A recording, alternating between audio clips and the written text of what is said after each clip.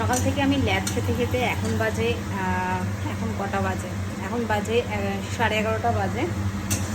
আর এখন করছি আমি রান্না। তো রান্নায় বেশি ঝামেলা নেই, রান্না মোটামুটি অর্ধেক কমপ্লিট হয়ে গেছে।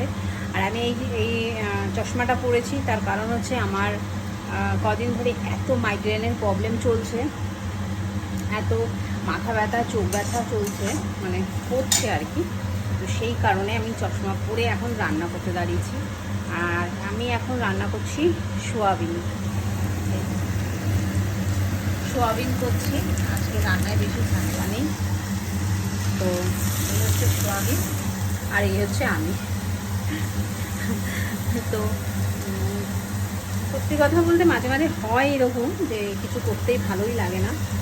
আর আমাদের বাড়িতে যেই মেয়েটা আর কি থাকতো, সেই মেয়েটা গেছে বাড়িতে, কদিনের জন্য ও বাড়ি গেছে। তা ও চলে আসবে কিছুদিনের মধ্যেই, আবার চলে আসবে।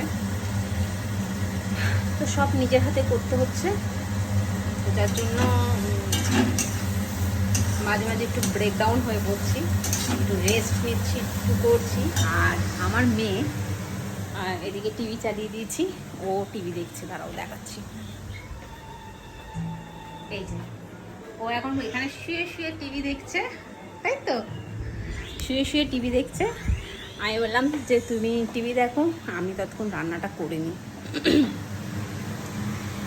নাহলে প্রচণ্ড ডিস্টার্ব করে, রান্না করতেই চায় না আমাকে।